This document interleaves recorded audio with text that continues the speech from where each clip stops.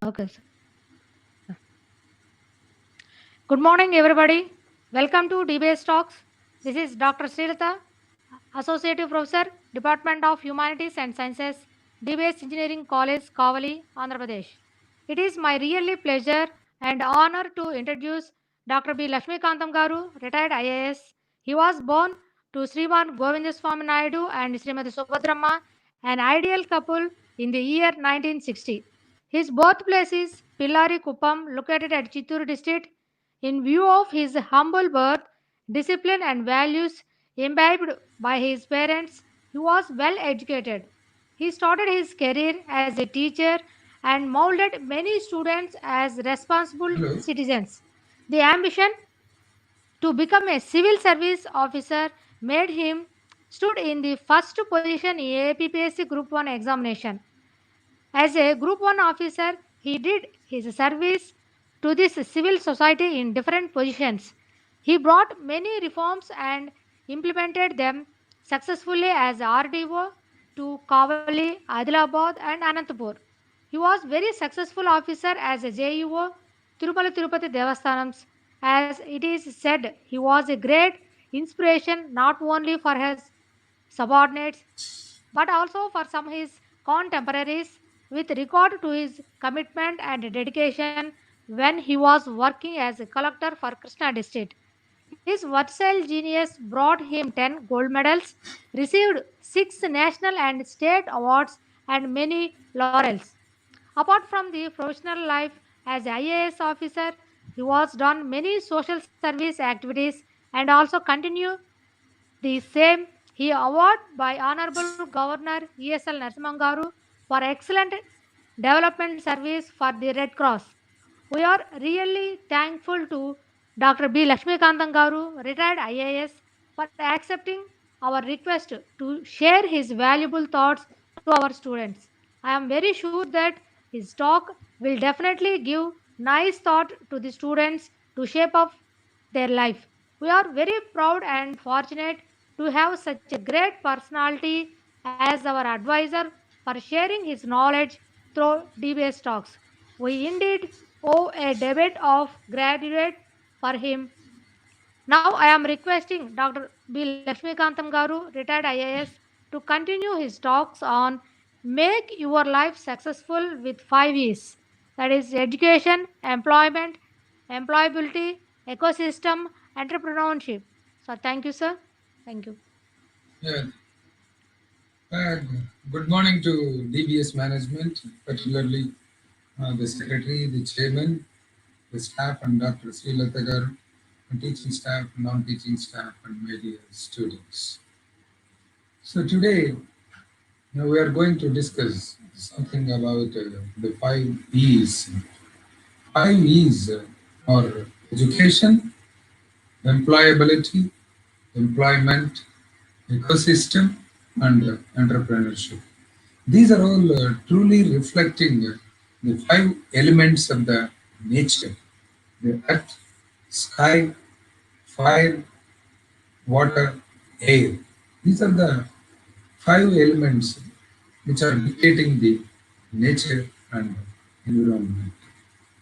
So, first of all, how your life is going to be successful when we adopt all these files in an appropriate, scintillating manner.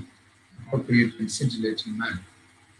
The poor implementation of 3 E's, particularly education, employment, and entrepreneurship, resulted in no doubt growth,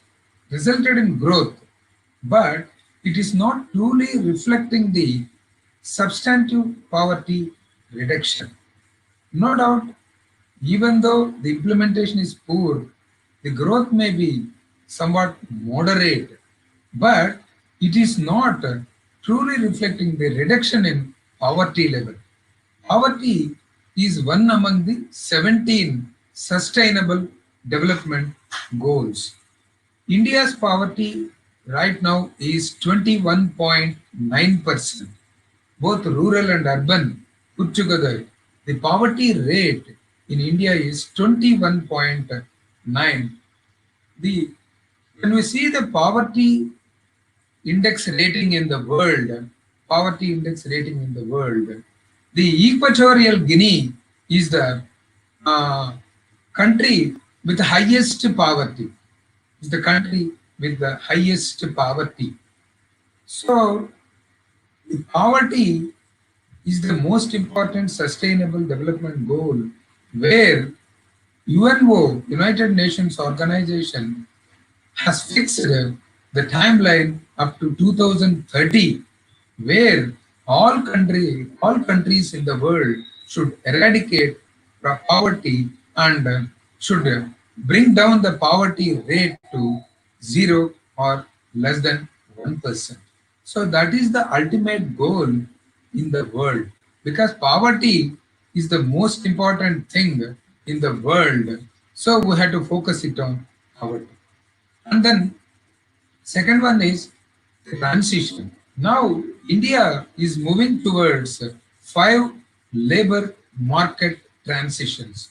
Labor market, 5 labor market transition is going on in India. What are the 5 labor market transition means? One is the shifting of labor from rural to urban. The first one is rural to urban migration. Second one is farm to non-farm, farm activity to non-farm activity. The third one is unorganized employment to organized employment. Slowly it is moving towards that angle, unorganized to organized. And then fourth one is the subsistence self-employment to wage employment decent wage employment. And the fifth one is school to work, school to work. So these are the 5 labor market transitions now India is looking at. India is the seventh largest country in the world as far as area is concerned. Whereas as far as population is concerned, India stands second in the world with 138 crores of population. This demographic dividend doesn't account only the people, doesn't account. It means it's not the only people, it denotes the skill, the employability, employment. Skill, employability, employment. No doubt, the human resource is the biggest resource in the world. No doubt, one person's human resource, no doubt, adds and value to the society, adds and value to the society. It is not the number alone, it's the quality also we have to look. Quality means skill, employability, employment. Skill is the wonderful 5 letter word in English dictionary which denotes like this: sustained knowledge and intelligence through lifelong learning. So that is the acronymical expansion of skill: sustained knowledge and intelligence through lifelong learning. Whereas in India, if you see the percentage of youth workforce, because India is the only country where the youth population is more and more. So youth is the trustee of prosperity, but 58% of the youth workforce lack skills. They are deprived of skills. That's why in India, the unemployability is more than unemployment. Unemployability is more than unemployment. So that's how we have to look at the unemployability and unemployment also. So among the 5 E's, the very first E is education. The very first E is education. So what is education? First of all, what is education? Education is panacea. It is the medicine for all evils. It is the medicine for all evils. It is the panacea. Education is manifestation of perfection which is already inside the human being. Education decides, determines, dictates everything. The overall development of the country, education is the most important phenomenon. That's why So we had to reach 100% education by 2030. By 2030, we had to touch 100%. Now, our percentage of literacy is 70 to 73.73% books. 70 to 73% books. So that is the percentage of education or literacy in India. Whereas the country with 100% education, the country with 100% education is Norway in the world. 100% education is Norway in the world. So education. So education means vidya. Vidya నిగూఢ గుప్తమకు విత్తము రూపము పూరుషాలికి విద్య యశస్సు విద్య భోగకరి విద్య విదేశీ బంధుడని అట్టి విద్యను ఎరుంగని వాడు మత్యుడు మానవుడే. So education, when we see the budgetary allocation in the country, our budget is around 30 lakh crores. 30 lakh crores. India's budget, annual budget is 30 lakh crores. Out of 30 lakh crores, the allocation for education sector is 1 lakh crores. 1 lakh crores, the allocation. Out of 1 lakh crores, 40,000 crores is being allocated to higher education, higher above the level of school, higher education, 40,000 crores, whereas 60,000 crores is being allocated to school education. So that is the allocation of education, which accounts to only 3% in the budget. Only 3% in the budget. The remaining sectors like defense is around 9 to 10% in the budget, around 3 lakh crores in the budget. So first of all, year after year, we had to increase the allocation level for education, because education is the most important medicine for all the evils. We had to increase the educational index. We had to increase the literacy rate, so that the evolutionary trend of human being will be reached the final acme position. Final acme position. So accessibility, availability, affordability. These are the 3 A's where education to touch and reach. So education shall be accessible, education shall be available, education shall be affordable. So all threes we had to fulfill. Whereas the biggest challenge in education is dropout. The biggest challenge in education is dropout. When we see the gross enrollment ratio in primary education, gross enrollment ratio, GER, when we see that gross enrollment ratio, it's around more than 95 to 96%. No doubt, enrollment ratio is okay. Whereas out of this percentage, only 33% will not touch even 10th class. The 33% of the GER will not touch, will not reach 10th class, will not reach 10th class. For example, if a person is admitted in LKG, he will, almost all persons will reach 10th class. That means 2/3 will reach 10th class, whereas 1/3 will not reach this 10th class level because of so many exogenous and endogenous factors. So the biggest challenge in education is dropout. When we reach also, this is when we reach also, nearly the 50% of the students will not pass 10th class. The 50% of students will not pass 10th class, and even plus 2 also, the 50% of the students will not pass. This is nothing but a learning risk. Learning risk. First of all, we had to increase the GER level for primary education. It should touch 100%. Second one is we had to retain them. We should see that there cannot be any dropout. Almost all persons, all students who are admitted in the primary education, they should reach 10th class and they should pass. These are the 3 levels. These are the 3 levels. Then the second level is higher education. The gross enrollment ratio of higher education in India Gross enrollment ratio of higher education in India is 25.8%. 25.8%, much below the world's average, much below the world's average. Tajikistan is the country where the GER in higher education is very high. Gross enrollment ratio for higher education should be very high.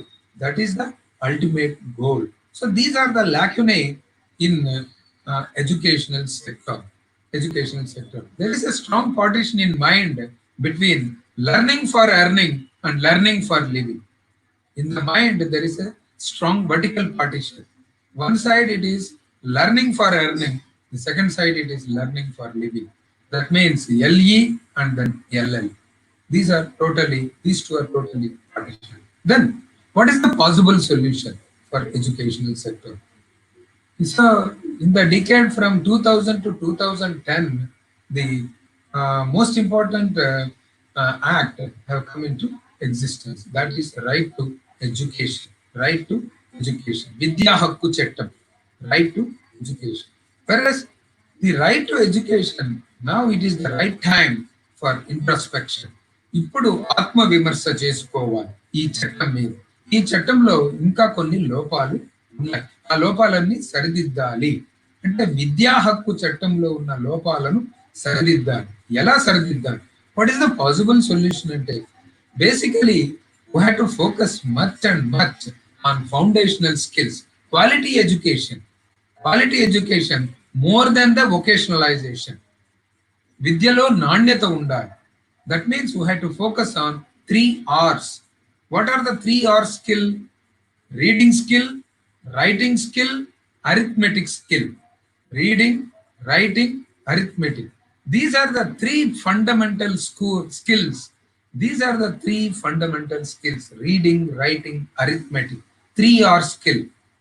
So all students, everybody should be well versed with 3 R skill: reading, writing, arithmetic. Apart from having communication skills, soft skills. What are the soft skills? Curiosity, courage, and then risk taking, team playing, emotional intelligence, leadership skills. So like that, we have to stress a lot on these communication skills, soft skills. So in addition to auxiliary skills, of adaptability skills, feasibility skills, technical skills, digital skills, codical skills, innovative skills, critical thinking. So these are the main skills everybody should learn. So this is the era of skills. This is not the era of education alone. So education has to be linked with skill-based. Education without skill is just fluxinocinification. So education shall be always linked with skill. A skill-based education is required. Then only potential investors will come and invest in education sector. So a PPP model has to be evolved in the system, public-private partnership. So government should invite the private investors to invest their investment in education sector. Then only a competitive, a sustainable education model will be developed in education sector. That means a balance has to be established between demand and supply. So what is the demand in education? What is the supply? It cannot be oversupply also. It cannot be undersupply. So there is a strict balance between demand and supply. So that is the education. So education has to be always linked with skill-based, lot of skills, because even skills also continuous updation is needed.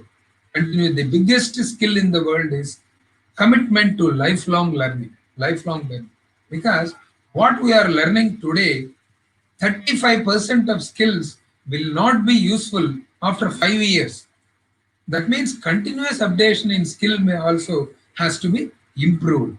The skills will be in different ways. Artificial intelligence. This is the era of artificial intelligence. The future will be artificial intelligence era, machine learning era, machine learning era, data science era, data learning era, data literate era, emotional intelligence era, artificial intelligence. For example, the human brain computing capacity, if you see the human brain computing capacity, it will be around 1016 to 1020 CPS, cycles per second. That means 1016 to 1020 cycles per second, the human brain computing capacity.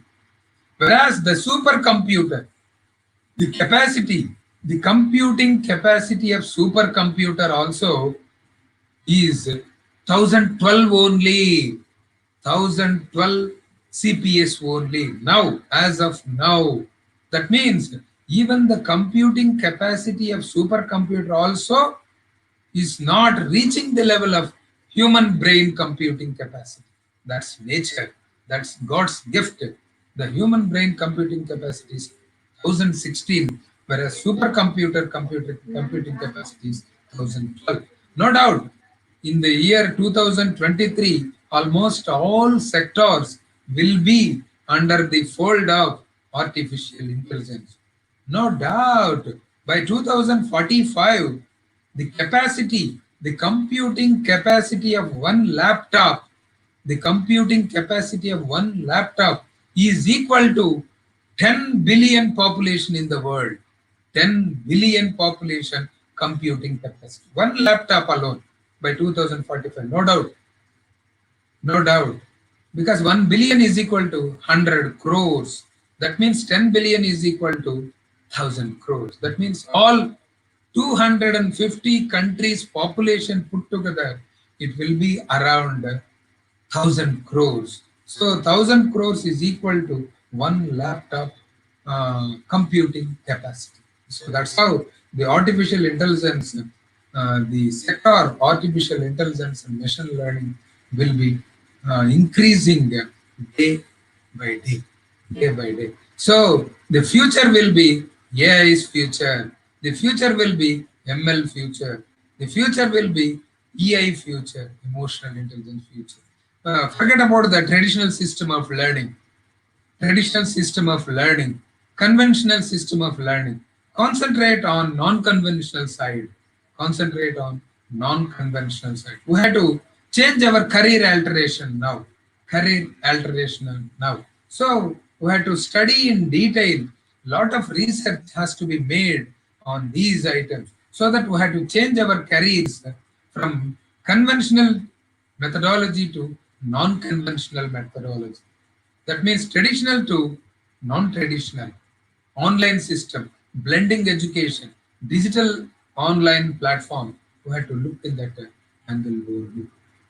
Then the second E is employment. Employment. The second E is employment.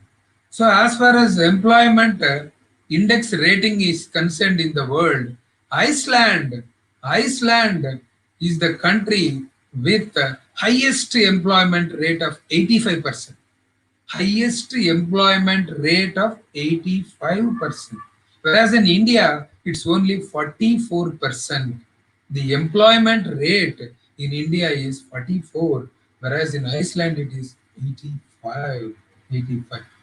If you see the employment, the pattern of employment in India, the employment wherein the workforce is involved, the workforce is working with low skill, still low skills, low capacity, low skill, low productivity.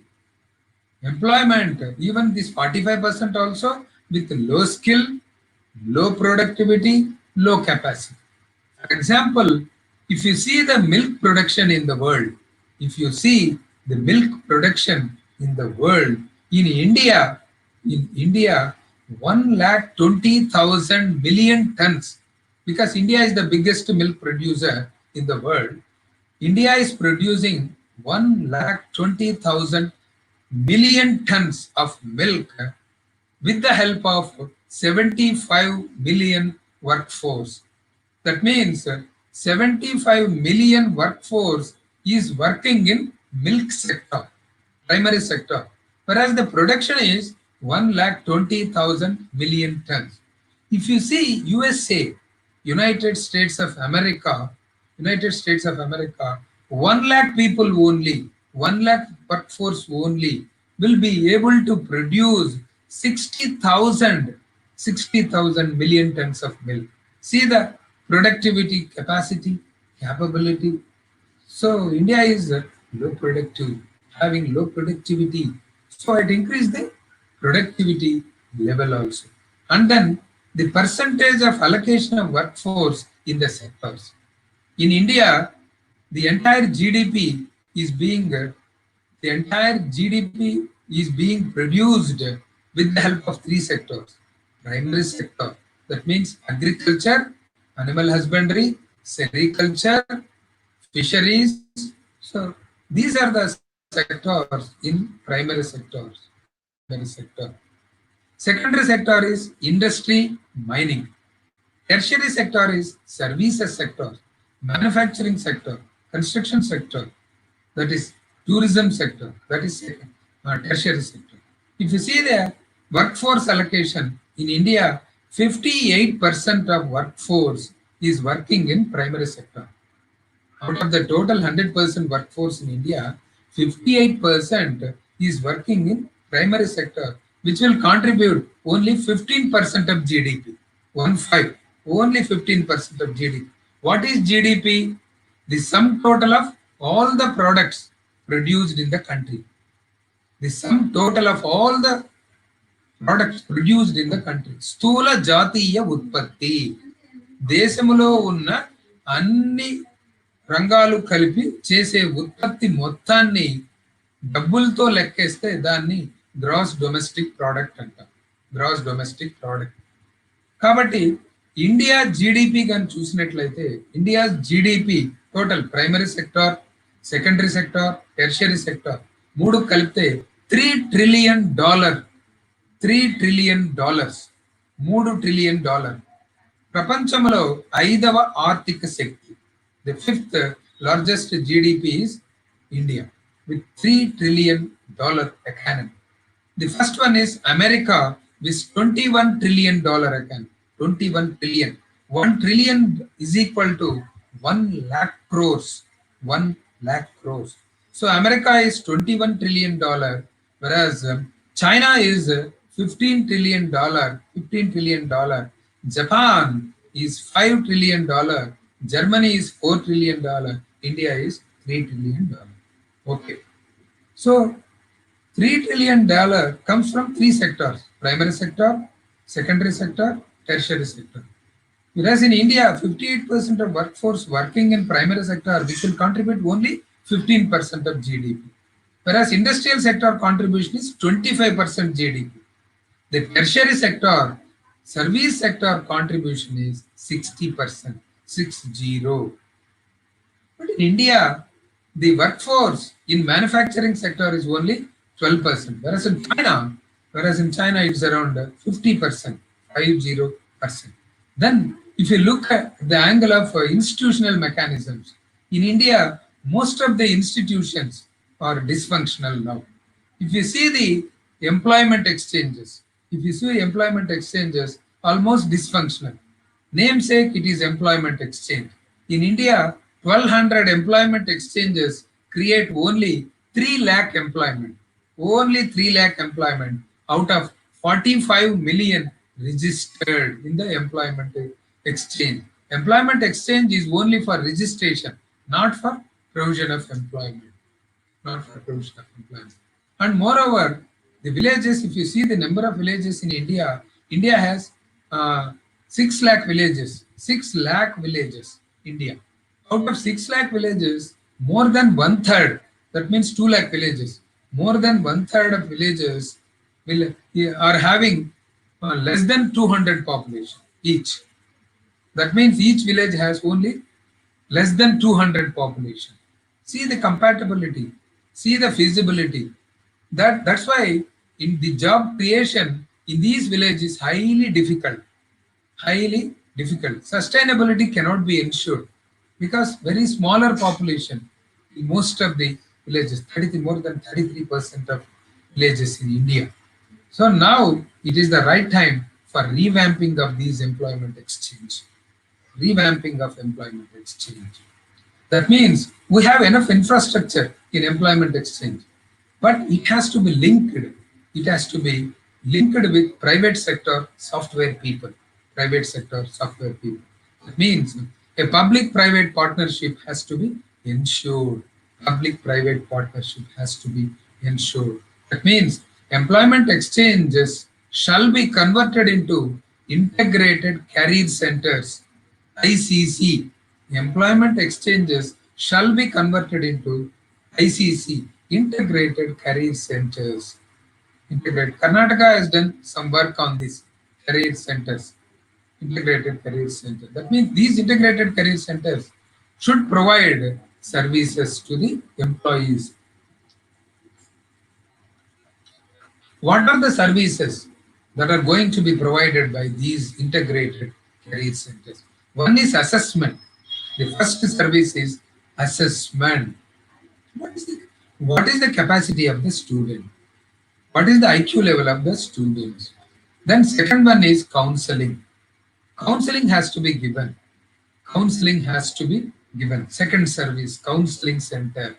The third one is apprenticeship. That means after education, an apprenticeship, an internship has to be provided. Apprenticeship, third service. Fourth service is training. That means training, skill-based training has to be given for each and every student.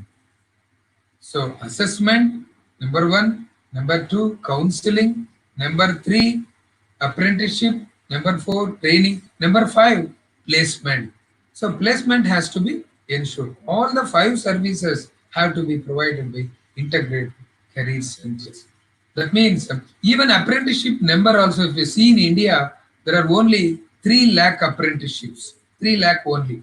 Whereas in Germany, it's around 6 million, 60 lakh apprenticeship. Whereas in Japan, it's around 1 crore apprenticeship, 1 crore apprenticeship.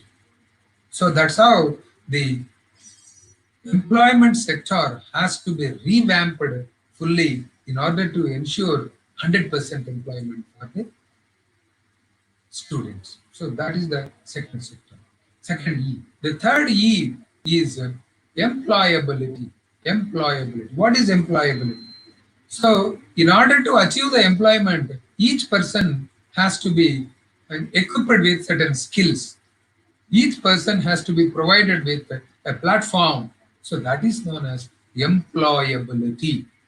So in employability, the employer is spending a lot of money. The employer is spending a lot of money. That means employer has 3 holes in his bucket. In the bucket of employer, 3 holes are being noticed. The very first one, the employer is providing financial benefit to the training, no doubt. He is providing some money. The student is also undergoing training. The student is also undergoing training, no doubt. 2 are ensured. One is financial support, second one is student is getting trained. Is important training. Training is ensured. Whereas whether the candidate is successfully go through the examination, whether the candidate successfully is going through the examination is the next question. Whether the candidate successfully completes the course or not. That means the very first risk is learning risk. No doubt employer is providing money for training. The candidate is also getting trained, but he is not getting through the examination. He is not successfully completing the course. That is known as learning risk. The second hole is productivity risk. No doubt employer is giving money for the training. The candidate is getting trained.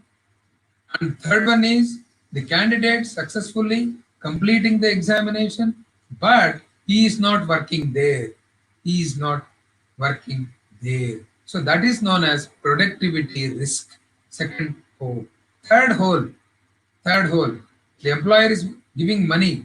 The candidate is getting trained. He is successfully completing the examination. He is working also. But after some time, he will leave. He will leave that company. So that is known as attrition risk. So a mismatch is being established between education and training. Mismatch. A strong imbalance is being noticed between entry gate and exit gate. Entry gate and exit gate.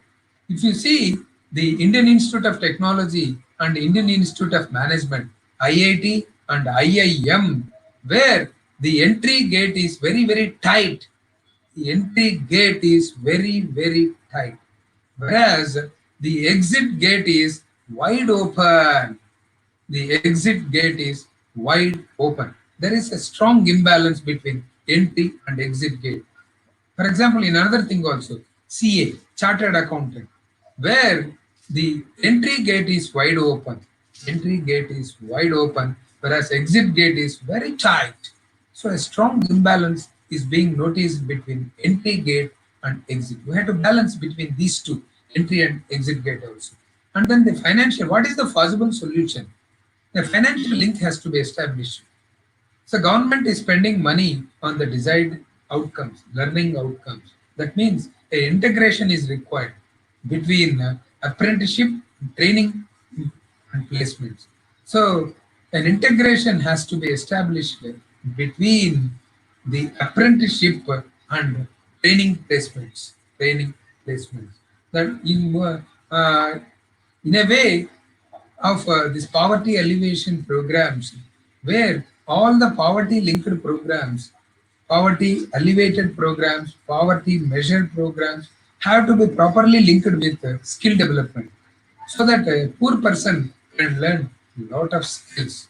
So this will be a sustainable factor for this poverty alleviation programs. And then we have to create a qualification corridor in the system, so that we can establish the skill, the employability, the qualification matters. Skill, employability, qualification. So we have to create that qualification corridor also. Then the fourth one is nothing but ecosystem. Ecosystem. Ecosystem is nothing but it is the combination of producer, consumer, decomposers as far as science and technology is concerned. So what is this ecosystem? Ecosystem is nothing but the quality, provisioning the quality food, quality air, quality water. And then man has to live in a qualitative environment.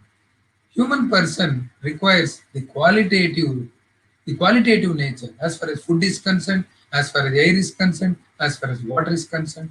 And then disaster management, because the total world is prone to a lot of disasters.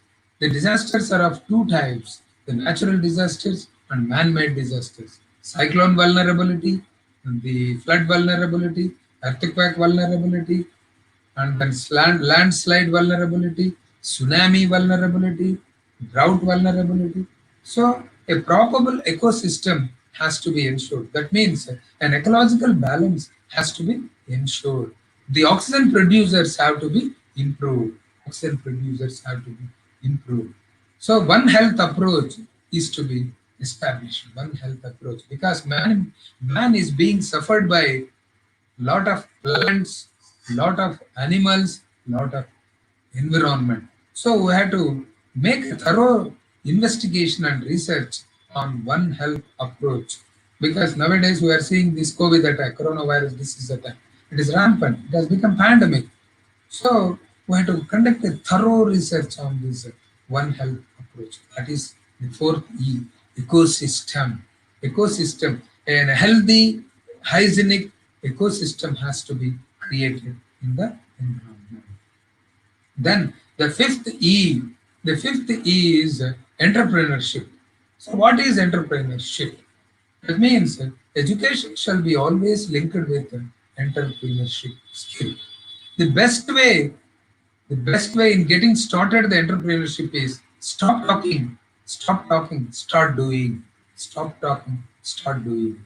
Creativity is the root of entrepreneurship. Creativity is the root of entrepreneurship. Creativity is the root of entrepreneurship. Creativity is not the skill, it is an attitude. It is an attitude. So, attitude has to be established in the mind of the person. Attitude.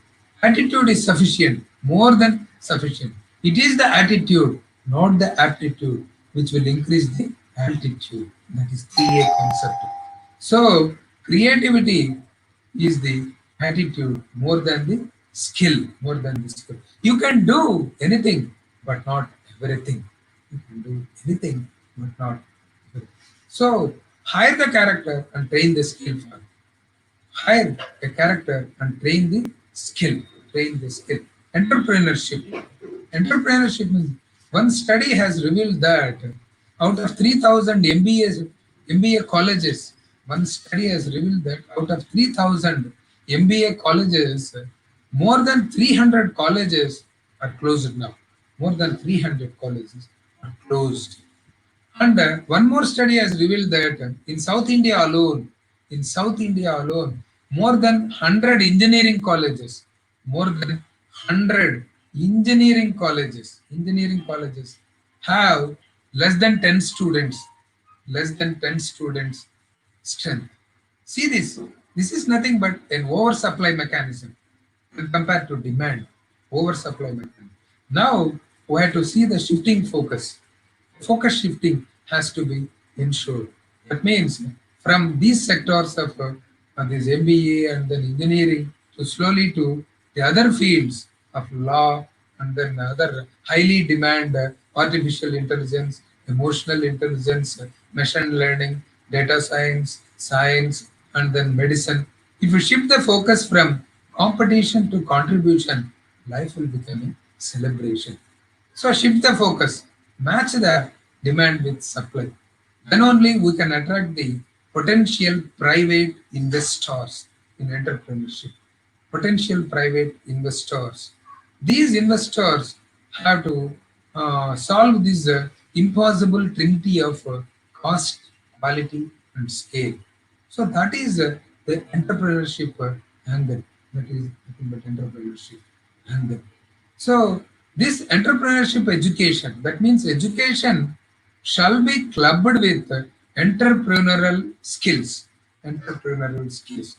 That is known as entrepreneurship education. EE.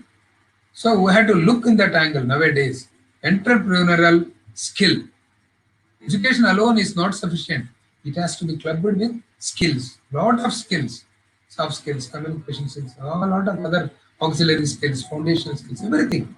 In that, the most important is entrepreneurial skill. And then education shall be clubbed with entertainment. That is known as edutainment. Education shall be clubbed with entertainment also. That is known as education plus entertainment is equal to edutainment. We have to focus on, now it is the time for E and EE, 4 E's. One is entrepreneurship education, EE, and then education, entertainment, edutainment. So this is the main focus for the coming days. So what is entrepreneurship education? This is nothing but a learner-based education, a learner-based entrepreneurship, a learner-based experience, a learner-based interaction. In this, the teacher should provide the facilitator role, should provide the facilitator role in conducting normal education process. Apart from having lot of programs based on learners experience, learners interaction, learners interaction. So teachers should act as facilitator. Teacher should act as facilitator between the entrepreneur and students. Entrepreneur and students. That means every college has to invite the entrepreneurs, the successful entrepreneurs, and then industrialists, The every educational institution, the college should invite entrepreneurs and then industrialists to the college to have the question answer session. To have the question answer session. What will be the life skill? What will be the future skill? What will be the career skill? Based on that, a student will gain the entrepreneurship knowledge also. That is highly essential now. So now I am requesting DBS Institute also to invite the successful entrepreneurs and successful industrialists to their college and arrange the question answer session so that each student will be equipped with entrepreneurship knowledge and skill. And the second thing is colleges should conduct workshops. Workshops on what? The brainstorming. Number one is brainstorming. Number two is critical thinking. Number three is lateral thinking. Lateral thinking. And number four is explorable learnings. Explorable learnings. So each institution, each college should conduct workshops on brainstorming, critical thinking, lateral thinking, explorable uh, learnings also. And they should display the exhibitions. So exhibition stalls have to be arranged in each and every college. The success stories of industrialists, the success stories of entrepreneurs in the world, so that the word entrepreneurship will be inculcated in the minds of students. And then scientific visits have to be arranged.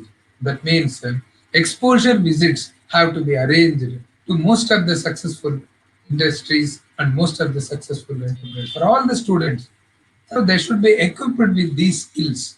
And then one more thinking is instead of conducting some classes in the classroom, instead of conducting some classes in classroom, better they conduct classrooms in museums, in factories, in industries, in industrial townships, in incubators, in entrepreneurial sites. That is highly necessary for nowadays. So instead of conducting classrooms, better to conduct classrooms in these states so that the students can be equipped with a lot of knowledge and entrepreneurial skills. And then identifying the major aspects of entrepreneurship education in the cognitive learning domain with edutainment, in the cognitive learning domain with edutainment, and psychomotor learning domain with edutainment. And then government also should explore the possibilities of integrating the entrepreneurship education in integrating entrepreneurship education with primary education, secondary education, tertiary education, informal education, non-formal education in the curriculum. That is the better choice. In the curriculum itself, entrepreneurship education has to be incorporated right from the level of primary education to higher education.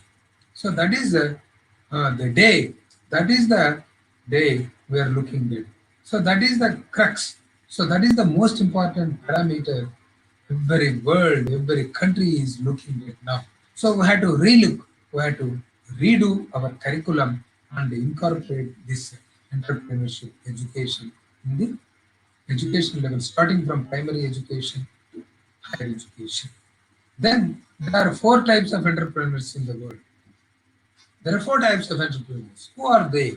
The very first one is small companies, very small entrepreneurs, very small entrepreneurs. Second one is scalable startups.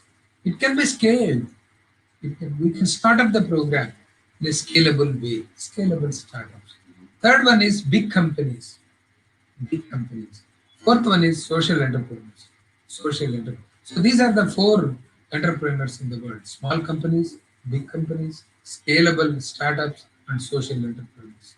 For these, every entrepreneur should have seven characteristic features. Every entrepreneur in the world should have seven characteristic features. What are the seven characteristic features. What are the 7 characteristic features? One is self-motivation. The very first one is self-motivation. Very first one. Second one is to understand what you are, how we are going to fit into the system, what is our capacity, what is our capability, what is our skill. And third one is develop the network. Show your presence everywhere. Share your experience everywhere. Learn the experiences from different successful personalities. Then acquire the skill based. So a lot of skills we have to acquire. Fourth characteristic feature. Fifth one, lot of money management skills. Lot of financial management skills. Sixth one, passion. Lot of love and affection towards entrepreneurship. Passion. And then seventh one is flexibility. We cannot be rigid. Lot of flexibility is required for a successful entrepreneur. So all the 7 characteristic features we have to acquire. So we have to better to start a new business. New business start from beginning. New business starts from beginning because everything has started from nothing. Everything has started from nothing. Everything has started from nothing. There are 5 types of entrepreneurs. Basically, 5 types. The very first one is innovator. Innovator. What is innovation? Innovation is the combination of inspiration, perspiration, perseverance. Inspiration, perspiration, perseverance. Inspiration, prerana. Perspiration, చెమటోడ్చి పనిచేయడం. Perspiration. Perseverance, పట్టుదల. So inspiration is the combination of, innovation is the combination of inspiration, perspiration, perseverance. So innovators, new ideas. Second one is hustler. Hustler, Hustler. Hustler. Who is an hustler? Hustler is a hard worker. Hard worker is known as hustler. So second entrepreneur shall be hustler. Third one, imitator. Imitator. Who is an imitator? Copying down certain techniques from a successful industrialist entrepreneur. Copying down. Imitator. Fourth one is researcher. Researcher. So we have to conduct thorough investigation on the field, study the ups and downs, study the entry and exit points. Market dynamics have to be studied. What will be the demand? What will be the future? We have to match it. So that is researcher. And then buyer. We have to study the viability, financial viability. Buyer. So buyer-based marketing. Buyer-based marketing. So these are the 5 innovative entrepreneurial techniques involved. And then the present COVID situation. If you see the present COVID situation, there are 5 things, 5 learning experiences in entrepreneurship sector. 5 learning experiences. The very first one is the career alteration. Career alteration. That means innovation is the key for everything. Innovation is the key for everything. That means if you see that angle, so career alterations, we cannot depend upon our traditional system. Now we are looking at the future. We have to change our business pattern. We have to change the business pattern. We have to match our supply with the demand. So life will be, the future will be an education technology. That means educlo, edtechs, edtech, health tech, and then social investment platform, food processing industries, plastic based ones, medical textiles. So these are the fields we have to look at now. Because of the present pandemic COVID situation, all businesses cannot flourish. We have to see the sustainability, we have to see the demand. So that is known as, this is career alteration. Then second thing is a lot of money management skill is required. Patience is required now. Lot of patience is required now. Because a lot of patience is required to raise the money investment. To raise the money investment. So we cannot invest immediately. We have to wait for time. That is patience. The third one is short duration entrepreneurship. We cannot depend upon long duration project, short duration project, 3 months, 6 months, 12 months. So that is always better. Instead of global value chain projects, better to opt for regional value chain projects. Regional value chain projects. Then mentorship support. Fourth learning experience is mentorship support. So some mentors, some philosophers, some experts have to be involved in our business. We have to seek their guidances. We have to seek their support occasionally or frequently also. So that is mentorship. And the fifth one is channel of communication. We have to develop our own channel of communication. We cannot sell anything if you cannot tell anything. So that means a lot of information, education, communication, technologies have to be included. Information, motivation, facilitation has to be involved. That means man shall be equipped with artificial intelligence quotient, emotional intelligence quotient, adversity quotient, social network quotient. So all quotients have to be developed to break the risk, to break the risk and to provide inspiration. Then only success will come. Success will come. Science is global. Science is global. Solution is local. Solution is local. Whereas the success is local. Success is local. Combination of global and local put together, local, local. So it is truly reflecting the terminology of brunch and drunch. If you eat at 11 o'clock, if you eat the thing at 11 o'clock, it is known as brunch, breakfast plus lunch. If you eat the food at 3 o'clock or 4 o'clock in the evening, it will become a lunch. That means lunch plus dinner. Like that, a locality has to be looked into nowadays. So this is the thing about all the 5 E's where we want to make our life successful. So thank you very much, my dear students, and also my dear DBS management. So thanks a lot.